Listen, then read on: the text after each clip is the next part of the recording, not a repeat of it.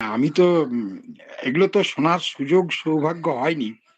এখানে এসে যেহেতু আমার দিনের বেলা ভীষণভাবে একাগ্র মনে শুনছি। আর লক্ষ্মী স্যার, মানে কি বলবো আপনাকে, অ্যা হ্যাঁ, আমরা সবাই প্রবীণ।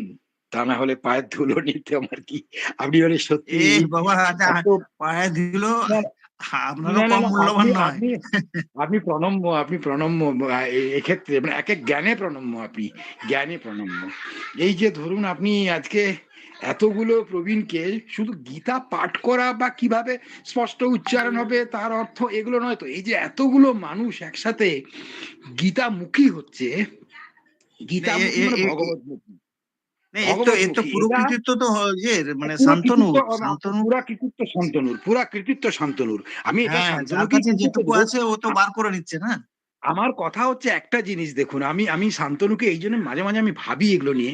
এই ক্রেডিটটা ওকে আমি কি বলবো, বাচ্চা ছেলে একটা, আমাদের ছেলের বয়সী। কিন্তু মাথার থেকে যে এগুলো বার করছে, মানে শুধু আমাদেরকে সুস্থ রাখা মানসিকভাবে, শারীরিকভাবে সেটা শুধু বড় কথা নয়। আধ্যাত্মিক মননশীলতা তৈরি করে আমাদেরকে একটা সুস্থ জীবন দেওয়ার চেষ্টা করছে এবং অদ্ভুতভাবে সমাজের একসময় মনে হতো যেন আমরা আ কোনো কাজের নয়, ঝরা পাতা।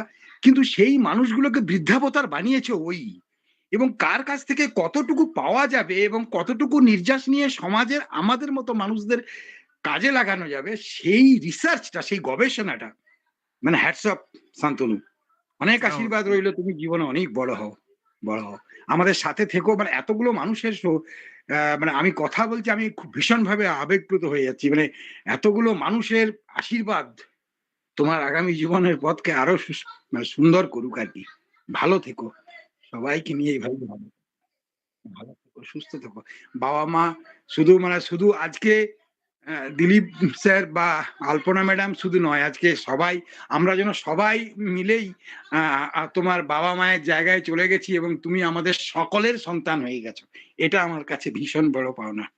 এবার আমি আমার ছেলেকেও এই জায়গায় নিয়ে যেতে পারিনি। আমি নিজেও সেই ছেলের জায়গায় যেতে পারিনি।